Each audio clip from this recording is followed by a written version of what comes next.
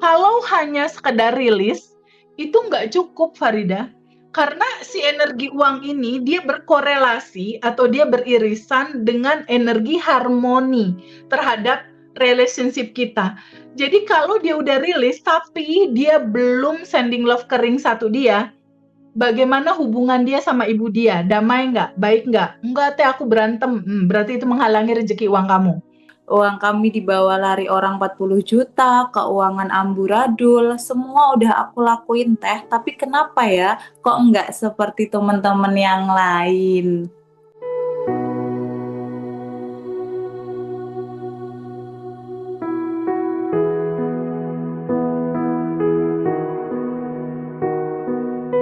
Ini tuh pertanyaan kemarin waktu kita Zoom kan ada Mbak V.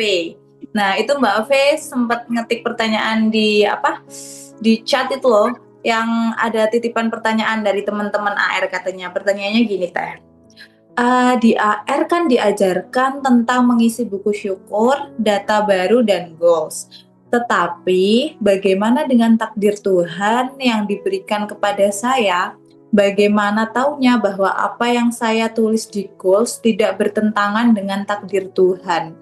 Atau saya tidak perlu memikirkan apa yang takdir Tuhan pada saya? Itu teh pertanyaannya. Ya, jadi gini, gimana hubungannya kita menulis goal sama takdir Tuhan? Jadi, kalau kita lihat literatur besarnya, secara umum, Allah itu menulis segala sesuatu sudah 50.000 tahun yang lalu gitu di Laumul Mahfuz tuh udah dituangkan, dituliskan gitu istilahnya. Nah, yang dituliskan, dituangkan di sana itu adalah sesuatu yang dalam judul situasi besar-besarnya kehidupan kita, kayak kita dilahirkan sama siapa, nanti kamu lahir meninggalnya kapan, dan lain-lain gitu.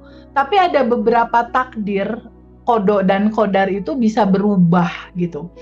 Yang dibuat dan ditulis tuh kayak gini, gula rasanya manis, atau misalnya kalau kamu berbuat jahat akibatnya kayak gini. Bisa dikatakan yang tertulis di Laumut Mahfuz itu adalah cara kerja hukum semesta seperti cermin misalnya. Jadi ketika kamu merasakan sesuatu yang nggak nyaman, ya pantulannya juga bakal jadi kayak gitulah, kurang lebih Farida. Kalau kamu misalnya sering melakukan sesuatu tertentu, nanti dampaknya jadi kayak apa. Nah, takdir-takdir besar itu memang ditetapkan. Kamu anak siapa, kamu dilahirkan oleh siapa, itu besar-besarnya tuh takdir itu ditetapkan. Tetapi seiring perjalanan waktu, takdir yang merupakan gambaran kalau begini, istilahnya gini, kalau buka pintu ke sini kamu akan belok kiri, kalau ke sini belok kanan. Kalau kamu yang dibilang takdir ditetapkan di awal tuh gini, kalau kamu tiap hari makan pedas, akibatnya sakit perut. Tangkap nggak? Itu nggak bisa dirubah tuh gambaran itu. Kalau kamu minum gula tiap hari, ujung-ujungnya kamu umur sekian kamu diabetes kayak gitu. Kalau kamu makan lemak terus, makan lemak berlebih, kamu akan ada penyumbatan pembuluh darah ujungnya. Nah, itu memang udah diplot kayak gitu. Kalau kamu ngegigit cabai rawit, takdir yang ditulis gigit cabai rawit dapat pedas. Nah, itu yang memang udah ditulis. Nah, sedangkan segala sesuatu yang pada akhirnya terjadi itu sebetulnya secara gambaran, aturan baku secara takdir, kalau kamu megangin terus lapisan endapan emosi, kamu akan muter-muter terus dalam looping. Nah, itu udah ditulis tuh. Ketentuannya kayak gitu. Kalau kamu rilis, kamu akan ketemu tuh mau bahagia sama kelimpahan kayak gitu. Nah, sehubungan dengan goals kita ini, kenapa harus nulis buku goals? Kenapa pada akhirnya goals itu harus dibuat? Apakah nggak bertentangan sama takdir? Enggak. Justru gini, ranah kita adalah ranah melangsungkan, ranah menjalankan semua ini dengan flowing. Dan ketika kamu ada keinginan, kamu cukup tulis di dalam goal, tapi ya lepasin gitu. Tapi goals itu dilepaskan. Jadi membuat goals itu sama sekali nggak bertentangan sama hukum takdir itu. Karena hukum takdir itu dia hanya bercerita tentang gambaran globalnya aja. Kamu makan terigu setiap hari, ya nantinya akan obesitas, ibaratnya kayak gitu. Kamu makan cabai, ketemu pedas. Kamu makan asam, ya berikutnya nanti kamu akan sakit perut, misalnya kayak gitu. Kamu memegang emosi kamu terus, ya berikutnya kamu pasti akan looping. Kayak gitu, yang kayak gitu-gitu itu udah satu hukum semesta yang ditetapkan, termasuk hukum konsekuensinya ditetapkan, hukum semesta seperti cermin ditetapkan, itu udah ditetapkan dari awal. Tapi bagaimana hidup kita sekarang dan besok ini kan masih misteri. Kita semua masih nggak tahu. Tapi dengan kita bisa membaca perjalanan takdir seperti yang tadi dijelaskan, kita jadi jelas, oh kalau seandainya makan cabai tiap hari kebanyakan nih bakal sakit lambung nih, lambung bakal iritasi nih. Nah, itu kita udah tahu. Nah, itu yang disebut free will atau kebebasan memilih. Ketika itu kita udah tahu bahwa nanti kalau aku jalankan ini terus akibatnya akan seperti ini, ya berarti kamu kan punya kesempatan untuk choose, untuk memilih. Jangan ambil itu gitu. Karena kita dikasih akal untuk bisa melihat mana yang nyaman, mana yang tidak. Sekarang substansi intinya tinggal perenungannya tinggal ginilah, balik lagi aku selalu nggak bosan-bosan untuk ngingetin umur kita saat ini udah berapa, terus kita udah tahu belum siapakah diri kita, lalu udah dapat belum jawaban sejatinya kamu itu seperti apa kamu memahami diri kamu, lalu bagaimana cara kerja hukum semestanya berjalan dalam kehidupan kamu. Kalau dua hal itu udah tahu, ya udah rayakan hidup gitu. Rayakan hidup, lalu kamu set goal kamu dan kamu lepasin. Tinggal kamu menjalankan kehidupan ini yang terbaik. Ranah hasil izinkan aja. Kecerdasan yang maha hebat yang mengaturkan jalan dan proses caranya gitu. Gitu Farida. Jawabannya seperti itu. Pertanyaan kedua? Pertanyaan kedua nih, apakah berperasaan sombong yang positif itu lebih baik daripada merasa rendah hati yang akhirnya menyiksa diri atau menghambat energi ya Teh? Gimana? Ulangi lagi coba. Apakah berperasaan sombong yang positif itu lebih baik daripada merasa rendah hati yang akhirnya menyiksa diri atau menghambat energi? Apakah berprasangka sombong sama rendah diri? Jadi intinya gini, kalau bisa sih kita meminimalisasi labeling ya. Mau labeling apapun itu, kamu lewati aja semua dengan flowing gitu. Jadi indikatornya itu ambil indikator yang paling simpel aja deh. Hati kamu merasakan nyaman atau hati kamu merasakan nggak nyaman? Dua itu aja. Kalau kamu mau sombong atau enggak itu kan relatif ya. Relatif banget karena segalanya itu tergantung intensi kan. Pada saat kita mau melakukan sesuatu terus misalnya kita mau men-share kegiatan itu tapi dedikasinya kita ingin menginspirasi teman-teman yang lain, itu bukan cerita sombong lagi sebetulnya. Sombong atau enggak sombong itu kan dilihat dari kacamata orang yang menilai ini masing-masing. Nah, orang yang menilai masing-masing ini kan punya lapisan endapan emosi sendiri-sendiri beda-beda tuh. Mungkin aja pada saat misalnya Farida nyeritain ke aku, TVB aku baru dapet cincin loh dari pasangan aku gitu. Mungkin kalau aku ngelihatnya, iya seneng banget ya, aku bersyukur banget kamu dapet, ya iyalah orang kamunya juga soleh, baik, cantik, pantas aja pasangan kamu baik sama kamu, Farida. Windy beda lagi ngelihat kacamatanya. Dengan kegiatan yang sama, Windy bilang, ih sombong banget sih pakai dipamer-pamerin, gitu. Mungkin Fiona beda lagi tuh. Mungkin Fiona ngelihatnya sebagai sesuatu yang nggak pantas banget tuh. Dia dapetin cowok itu. Kan kejadiannya sama.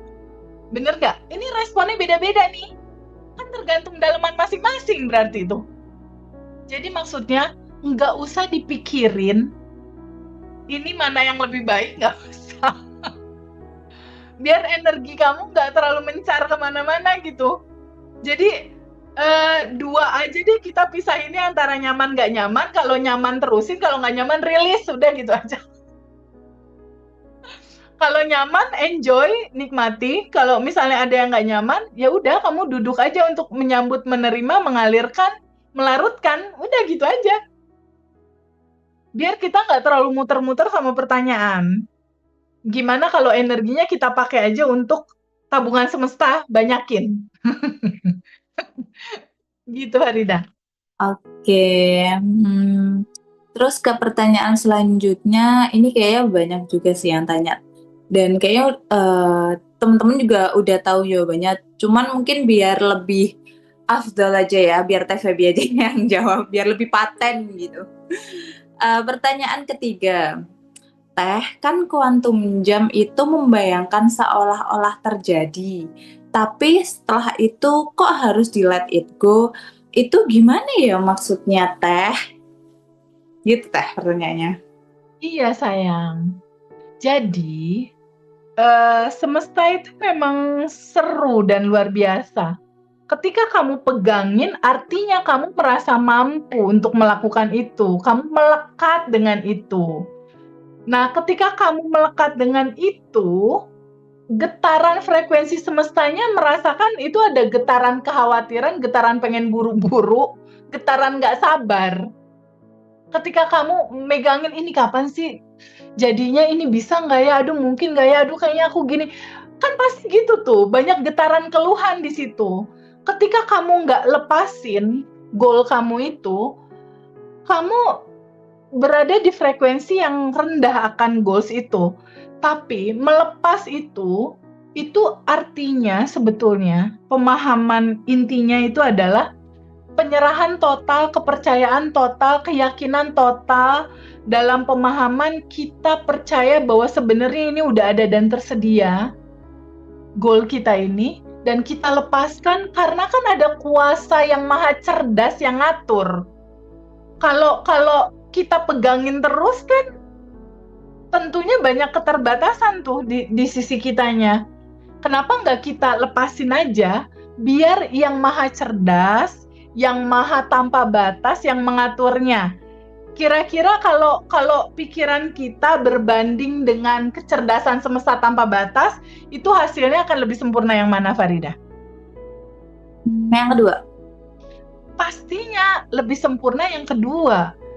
Jadi sebenarnya konsep ini, quantum jump and let it go, itu adalah sebuah cerita di mana di dalam ranah kamu, tugas kamu hanya bikin request cetakan aja. Setelah itu, biarkan kecerdasan semesta yang maha agung ini yang mengatur caranya, prosesnya, waktunya, jalannya. Biarkan kecerdasan semesta ini aja yang mengatur. Bukannya itu lebih enak ya, Farida? Bener gak sih? Iya, Teh. Lu lagi mikirin caranya, proses, kita kerjain lagi. Tugas kita, harian kita hanya rilis, bersyukur. Udah itu aja. Rilis, bersyukur, tabungan semesta. Rilis, bersyukur, tabungan semesta. Udah muter di 3 itu aja deh. Karena hari-hari aku cuma itu doang. Hari-hari aku cuma rilis, bersyukur, tabungan semesta. Udah. Selebihnya ketika itu aja yang berputar, terus energinya juga nggak harus mikirin yang nggak nyaman-nyaman, energinya jadi terfokus sama yang seru aja, yang enak aja, yang aku asumsikan dalam kehidupan aku. Akhirnya yang terjadi ya hanya kemudahan, kenyamanan, kebahagiaan aja. Gitu. Lanjut ya, Teh. Boleh, pertanyaan berikutnya. Ini kayaknya pertanyaan dari ini teman-teman ke Teteh, terus Teteh screenshot, aku rangkum di sini. Pertanyaannya gini, Teh Feby, kenapa ya bagasi emosi saya terlalu banyak? Saya rajin rilis, tapi kenapa ya kehidupan saya begini-begini terus? Uang kami dibawa lari orang 40 juta, keuangan amburadul, semua udah aku lakuin Teh, tapi kenapa ya kok nggak seperti teman-teman yang lain? Nah, substansi intinya jangan pernah membandingkan kita sama orang lain. Karena lapisan endapan emosi kamu dan teman-teman lain kan beda-beda. Gitu loh.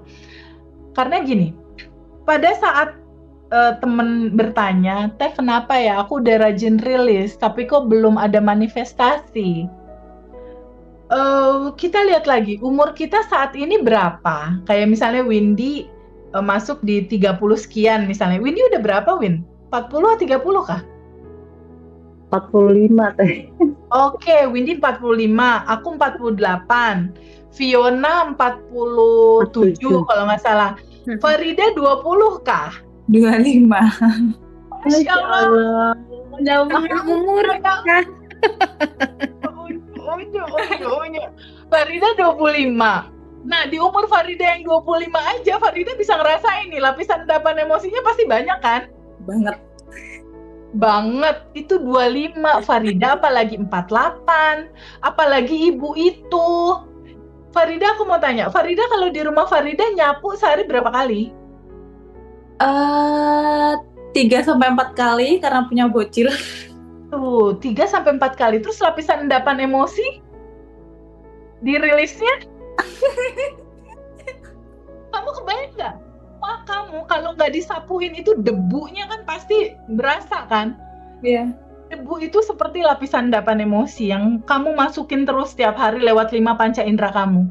Dia debu pertama, masuk lagi debu kedua, masuk lagi debu ketiga, masuk lagi debu keempat, masuk lagi debu kelima, terus kebayang nggak itu lapisannya udah berapa banyak itu numpuk. Sedangkan kita semua tahu rilisnya kan baru sekarang. Baru di lapisan yang paling atas. Yang bawah-bawahnya ini kan belum kerilis. Kesimpulannya apa? Lakukan rilis ini dengan sabar. Karena dia berlapis-lapis. Makanya selalu aku bilang, lakukan rilis ini sebagai seni dalam melewati kehidupan. Lakukan dengan sabar, lakukan dengan enjoy, karena ini bagian dari hal yang seru dalam proses kamu menuju kesadaran sejati kamu, menuju bahagia dan kelimpahan. Lakukan itu dengan enjoy. Jangan jadi beban. Dan gak usah ditungguin juga hasilnya. Kalau kamu nunggu-nunggu hasilnya, getarannya getaran gak sabar itu. Getarannya getaran yang semesta membacanya buru-buru gitu. Jadi kalaupun kenapa ya Teh, aku udah rajin rilis pertanyaannya, coba nanti kamu tanya sama kakak yang WhatsApp itu kan ada nomor teleponnya ya? Maksudnya ada nama ya? Ada kan? Ada nama sama batch-nya ada ya Farida? Nanti tolong sapa kakak itu, kakak mohon maaf mau tanya, rilis udah berapa lama kah? Gitu. Pasti nggak lebih dari 6 bulan, belum 6 bulan yakin aku. Batch berapa itu sayang? Yang nanya? Batch 7. Batch 7, berarti belum sampai setahun lah rilisnya. Tanyaannya rilisnya rutin nggak? Nah, kalaupun dia sudah rilis, misalnya goalsnya adalah uang nih misal. Kalau dia udah rilis rajin gitu ya, misalnya goals dia uang, tanyaan berikutnya, dia udah melakukan sending love belum? Ini kita udah rilis nih, misalnya goalsnya aku ingin 20 juta per bulan misal ya. Ini kan uang. Uang itu adalah material, bentuknya kan material. Uang itu adalah energi yang memadat. Bentuknya jadi uang. Pertanyaannya energi apa? Energi syukur, energi cinta, energi damai, energi tenang, energi rasa syukur. Nah, energi-energi ini dia berubah menjadi materi. Jadi tubuh yang menggetarkan bahagia, senang, gembira, itu dia mengantarkan realita hidupnya hadir rezeki dengan sangat mudah gitu. Nah, dari gambaran itu, kalau hanya sekedar rilis, itu nggak cukup Farida. Karena si energi uang ini, dia berkorelasi atau dia beririsan dengan energi harmoni terhadap relationship kita.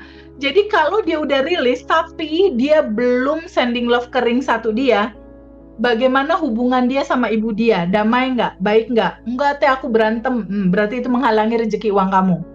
Lalu bagaimana hubungan kamu? Kamu udah sending love belum ke papa kamu? Belum Teh, aku masih marahan sama papa, yaitu menutupi kelimpahan kamu.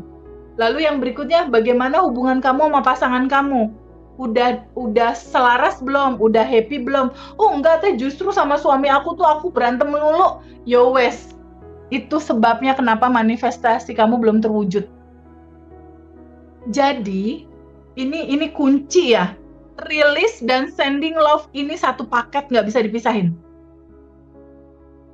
Jadi ketika kamu udah rilis, kamu juga udah harus sending love. Nggak bisa dipisahin ini satu paket. Jadi nanti Farida boleh bantu kakak yang kasih pertanyaan untuk tanya udah berapa lama rilisnya, lalu udah masuk grup 227 belum?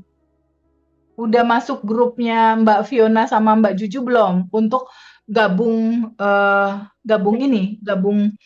rilis rutin ya, rilis rutin di Senin, Rabu sama Jumat. Kalau belum, ya berarti dia masih harus mengecek lagi lapisan endapan emosi apa yang belum dia terima dan belum dia lepas. Simpel sebetulnya. TVB aku udah rajin rilis, aku udah rajin melepas, tapi aku belum manifest satupun. Kenapa ya? Ya berarti data kamu masih itu. Berarti masih ada yang belum kamu terima, belum kamu lepas. Karena pantulannya masih pantulan yang sama. Ya berarti data dalemannya masih sama gitu. Ingat lagi hukum semesta seperti cermin. Jadi buat teman-teman semua yang nonton video kali ini, coba kita renungkan bersama ya. Intinya kamu nggak sendiri. Ketika kamu bingung, khawatir, belum manifest, kamu nggak sendiri. Ya, aku juga pernah melewati itu 2019 yang lalu. Terus teman-teman yang lain juga seperti itu.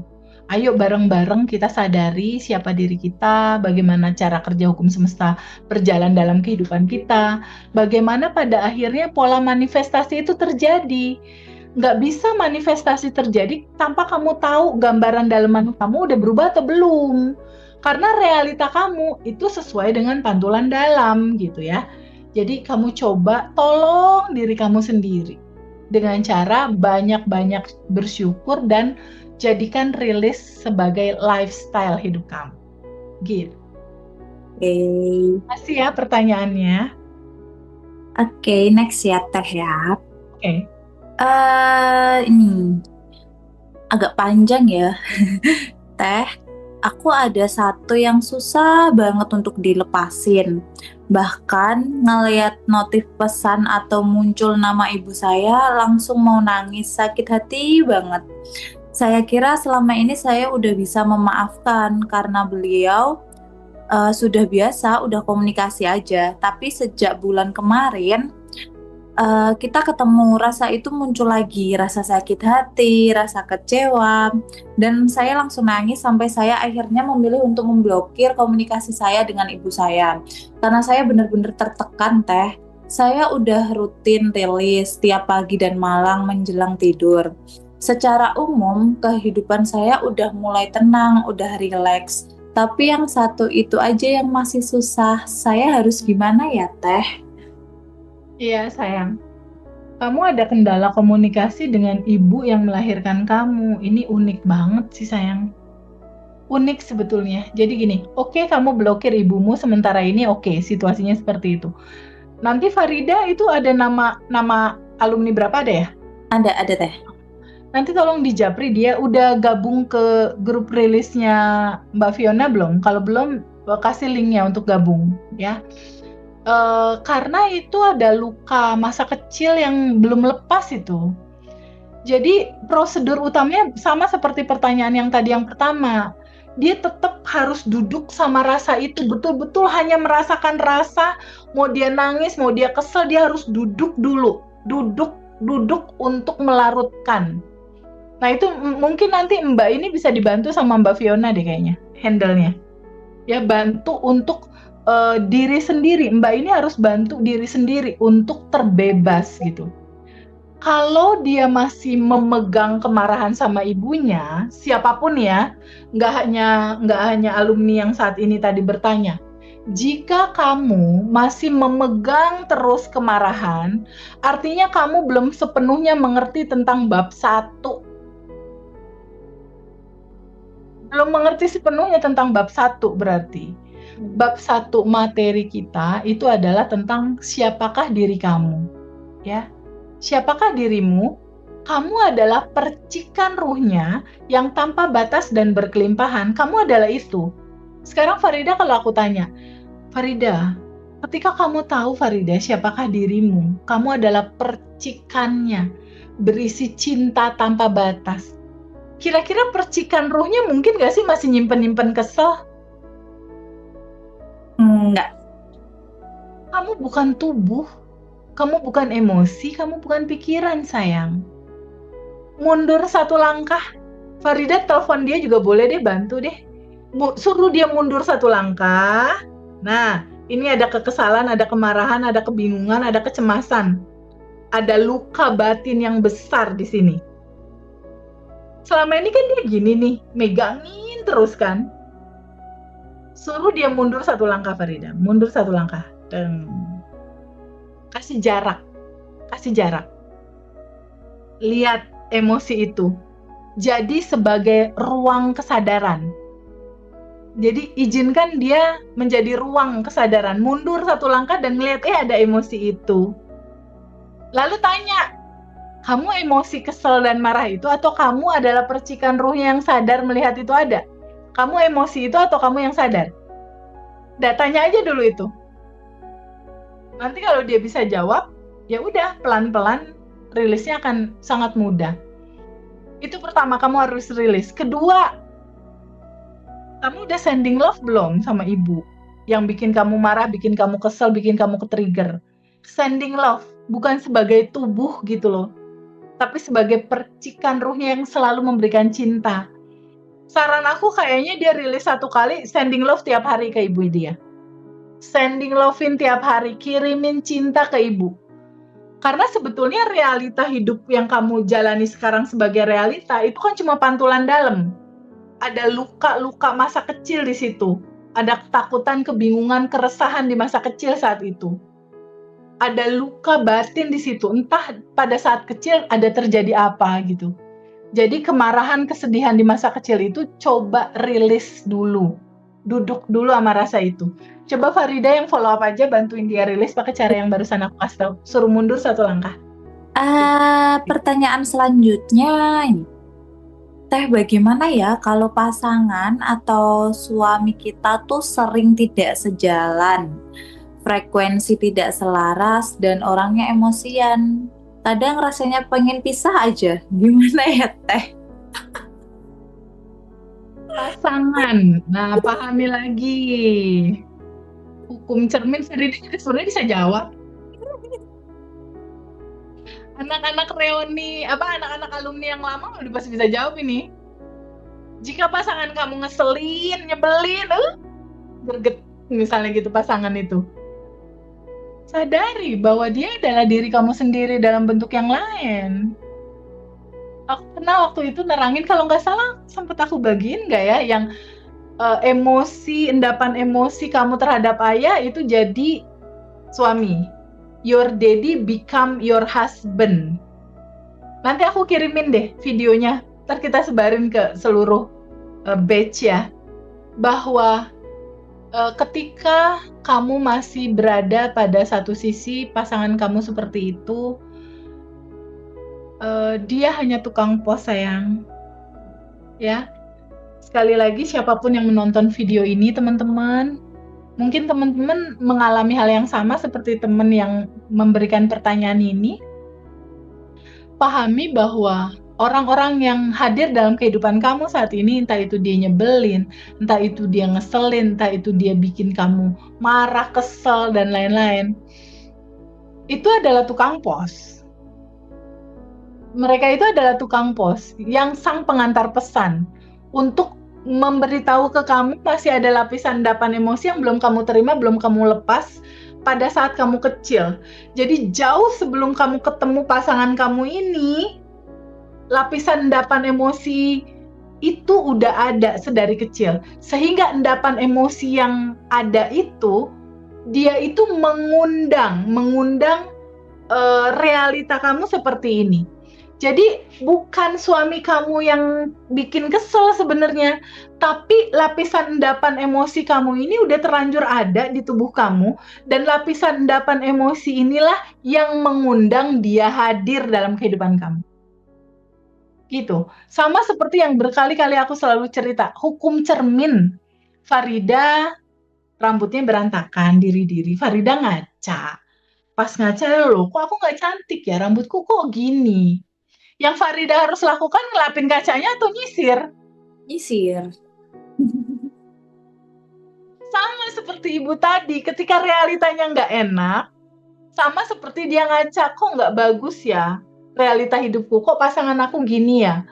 Yang dia lakukan dia ngelap kaca, kamu harus berubah, pasanganku kamu harus berubah, anakku kamu harus berubah. Dia berpikir bahwa solusinya ada di luar dengan cara suaminya berubah. Padahal solusi nggak ada di luar. Kamu mau elapin kaca itu berkali-kali, atau kamu mau elapin kaca itu pakai kanebo harga 1 juta sekalipun, kaca itu terang benderang. Pas ngaca, kira-kira udah berubah belum tampilannya? Belum. Nggak berubah realitanya. Kenapa? Nah, Karena yang harus diubah diri kita dulu. dalemannya harus dirubah dulu, kamunya harus rajin rilis dulu. Ketika nanti di sini udah berubah ya, endapan di sini hilang, lapisan endapannya tuh udah berubah gitu. Nanti realita di luar akan mengikuti. Ya, TVP perubahannya tuh bisa dalam skala analisa tuh udah bakal berapa lama, berapa waktu sih gitu. Untuk awal-awal 30 hari daily rutin dulu tuh, rilis sama sending love-nya. Baru tuh mulai kelihatan sedikit hasilnya. Setelah 2 bulan kamu rutinin udah mulai enak. 3 bulan udah ada perubahan. 3 sampai 6 bulan itu biasanya suka ada hasil. Jadi kita nggak bicara instan karena ini nggak ada cerita instan, semua natural. Karena logika simpelnya gini, Farida di umur kamu yang 25, di umur aku yang 48, endapan emosi kita banyak, terus kita belajar kelas tuh baru tahun lalu misal, kira-kira bisa cepet selesai nggak ya dalam sehari, 2 hari, sebulan? Enggak. Butuh waktu. Nggak akan bisa selesai langsung gitu, enggak. Butuh waktu itu bisa menjadi realita baru. Nah, kesadaran itu yang harus kita punya. Tapi kan lebih baik ada waktu yang pada akhirnya berubah daripada kita nggak tahu sama sekali harus mulai dari mana. Betul nggak? Iya. Gitu. Next pertanyaan. Oke, pertanyaan selanjutnya. Teh, aku ingin tanya mengenai kuantum jam. Saat melakukan KJ, kuantum jam, kita melepas keinginan kita dan kita biarkan semesta menemukan jalannya. Tapi saat kuantum jam ini belum berhasil, kita lakukan kembali atau saat melakukan kuantum jam yang kedua kali, artinya order pertama kita udah gagal atau cancel dan mulai lagi dari awal untuk KJ yang kedua. Gimana ini Teh? Kok Farida agak? Ya, kuantum jam. Yang paling penting dari kuantum jam itu adalah kesadaran. Jadi sebelum kuantum jam, satu, sadari dulu bahwa pada saat kamu mau kuantum jam, kamu harus pakai identitas baru dulu. Jadi pada saat kamu kuantum jam, jangan pakai identitas lama, rasa menderita dan rasa kekurangan. Mental korban. Nah, jangan dipakai itu, kamu rilis dulu itu. Dirilis dulu, kan kalau di batch itu kan ada rekaman dibagikan ya, ada rekaman rilis itu. Apalagi yang kemarin ikut quantum alignment. Yang ikut quantum alignment itu kemarin itu dapat rekaman 4 loh. Rekaman rilis quantum alignment-nya, rekaman rilisnya. Terus rekaman sadar nafas syukur. Terus rekaman law of assumption dia dapat lagi tuh, rekaman law of assumption-nya dia dapat. Terus dapat rekaman satu lagi, rekaman quantum jam dia dapat juga. Nah, jadi yang paling penting dari semua proses itu bukan quantum jamnya diulang-ulang, bukan. Tapi setelah quantum jam itu kan dilepaskan kan? Setelah quantum jam dilepaskan. Nah, pada saat dilepaskan, setelah itu wes nggak usah dipikirin. Bayangkan dan rasakan bahwa apa yang kamu inginkan itu udah ada dan tersedia. Bayangkan dan rasakan apa yang kamu inginkan itu sejatinya sudah ada dan tersedia. Setelah itu yang paling penting itu bukan mengulang-ulang terus gitu, tapi yang paling penting itu adalah kamu merasakan bahwa kamu udah menjadi itu. Contoh, Farida kuantum jam jodoh nih. Kuantum jam jodoh menikah nih. Kuantum jamnya sekali aja cukup, Farida. Setelah itu, kamu harus memprofilkan diri kamu yang sudah menerima itu. Jadi hari-hari itu cuma Makasih ya Allah, jodohku udah datang. Makasih, makasih. Getaran rasa hati ini harus getaran syukur, terima kasih, bahagia. Itu yang paling penting. Jadi bukan diulang-ulangnya kuantum jam itu, bukan. Tapi rasakan penuh yang kamu mau itu udah kamu terima di sekarang. Aku berkali-kali kuantum jam untuk mobil. Ada 1-2 mobil yang aku kuantum jamkan itu cuma sekali, Farida. Selebihnya udah nggak aku pikirin lagi. Aku kuantum jam Agia itu 2 kali kalau nggak salah. Kuantum jam rumah itu mungkin 4 kali. 8 bulan, 9 bulan kemudian rumah aku terima gitu. Kuantum jam mobil Zenik waktu itu cuma sekali. 1 bulan kemudian aku terima itu mobil. Lalu kuantum jam BMW juga cuma sekali. Setelah itu bulan depannya aku terima. Kuncinya di mana? Kuncinya pada saat kuantum jam terus aku lepasin. Aku serahkan semesta yang ngatur, dah aku percaya bahwa pasti aku terima.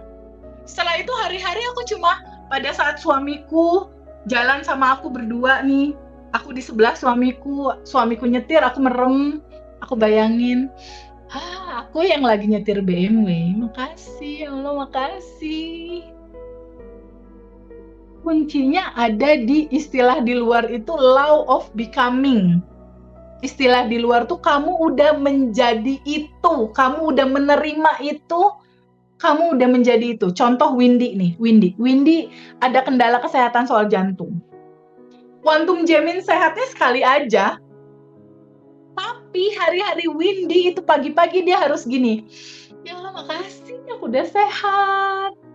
Bayangkan 40 triliun sel itu meregenerasi sel jantung. Jadi sel jantung lama yang bocor itu pelan-pelan dapat sel baru. Sel barunya itu adalah sel baru yang sehat. Dia bayangkan, dia rasakan, terus dia bayangin dia udah sehat. Itu yang paling penting. Bukan ngulang-ngulang kuantum jamnya. Tapi merasakan apa yang kamu inginkan itu udah ada sehingga kamu nggak perlu nungguin lagi. Aku sengaja tuh pesen Grab. Mau belanja gitu ya, mau ke supermarket. Lalu supir di depan, aku di belakang. Aku merem, aku bayangin aku naik mobil BMW yang aku setir sendiri. Bayangin, itu yang perlu. Law of becoming, kamunya udah menjadi itu. Kamu udah ngambil figur kamu yang dalam kuantum jam itu, udah dalam identitas yang di masa depan kamu seperti itu. Oke. Nangkep. Windy ngerti ya? Coba Windy praktekin kayak gitu. Karena dokter Joe Dispenza saat itu dia sakit, diklaim sama dokter itu dia udah bakal lumpuh, kakinya udah gak akan mungkin bisa disembuhin. Dan pada saat itu dia kuantum jam itu, dia bayangin tubuh dia sehat, malam mau tidur, pas bangun tidur terus itu yang diputar-putar. Akhirnya tubuh dia menyembuhkan diri sendiri dengan regenerasi sel itu. Dan akhirnya dia dioperasi tuh.